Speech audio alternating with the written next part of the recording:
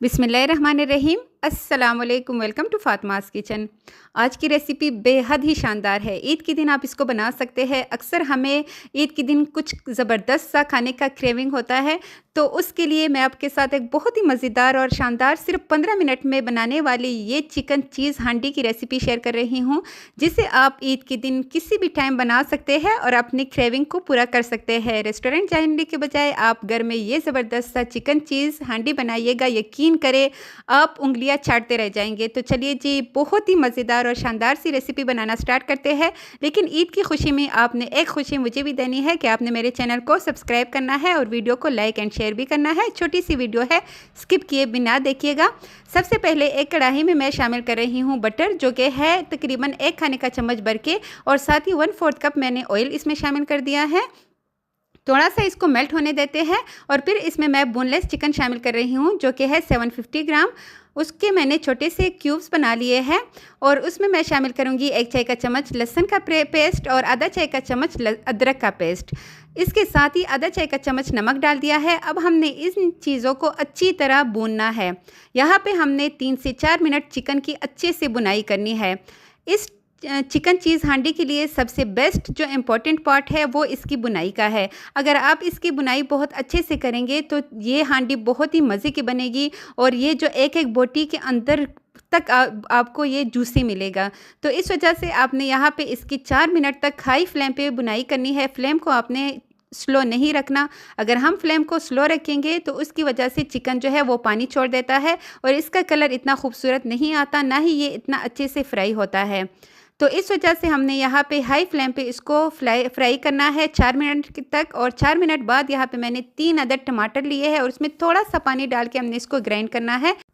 टमाटर का पेस्ट डालने के बाद मैंने यहाँ पे आधा कप दही को फेंट के अच्छे से इसमें डाल दिया है और अब हमने इसको मिक्स करना है। यहाँ पे हमने चूल्हा जो है वो हाई रखना है। 2 खाने के चम्मच भर के यहाँ पे मैं इसमें शामिल करूँगी कढ़ाई मसाला। मैं शान कढ़ाई मसाला इस्तेमाल कर रही हूँ और आपने शान का ही यूज़ करना है, उसका टेस्ट बहुत ही मज़े का आता है। अब यहाँ पे हमने इसको अच्छे से मिक्स कर देना है। ये एक झटपट बनने वाली बहुत ही मज़ेदार सी हांडी है। साथ ही यहाँ पे हमने इसमें थोड़ा सा पानी डालना है उसी जग में जिसमें हमने टमाटर का पेस्ट बनाया था। तकरीबन 1/4 कप के बराबर ये पानी है। ज़्यादा पानी आपने नहीं डालना क्योंकि ये बोनलेस चिकन है, बहुत जल्दी ये गल जाता है। 6 से 7 मिनट के लिए हम लो टू मीडियम फ्लेम पे इसको छोड़ेंगे। और जी, यहाँ पे हमने इसका ढक्कन हटा के देख लेना है चिकन अच्छी तरह गल चुका है। जब आपको लगे कि चिकन अच्छी तरह गल जाए उसके बाद ही हम यहाँ पे एक और चीज़ डालने वाले हैं। थोड़ी देर इसकी 1 मिनट के लिए बुनाई करेंगे ताकि टमाटर जो है वो अच्छी तरह उसकी ग्रेवी का जायका जो है वो पक जाए और यहाँ पे चिकन अच्छी तरह कुक हो चुका है। अब देख सकते हैं यहाँ पे लास्ट में मैंने इसमें डालना है जी मलाई। आप चाहे तो क्रीम का इस्तेमाल कर सकते हैं, मलाई हर घर में मौजूद होती है, तो इस वजह से मैं यहाँ पे मलाई का इस्तेमाल कर रही हूँ, जो कि है 3 खाने के चम्मच के बराबर।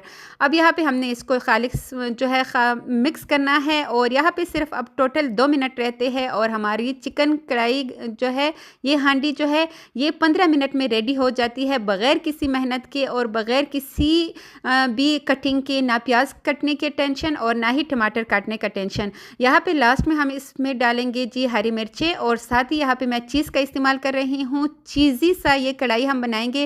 रेस्टोरेंट में हज़ारों रुपए की आती है, आप घर में सिर्फ और सिर्फ चंद तकरीबन 1,500 से भी कम ये हांडी बना सकते हैं। और चीज़ डालने के बाद थोड़ा सा हम इसमें हरा धनिया भी डाल देंगे और ढक्कन रख के हमने इसको सिर्फ 2 मिनट तक के लिए लो फ्लेम पे रखना है ताकि चीज़ अच्छे से मेल्ट हो सके।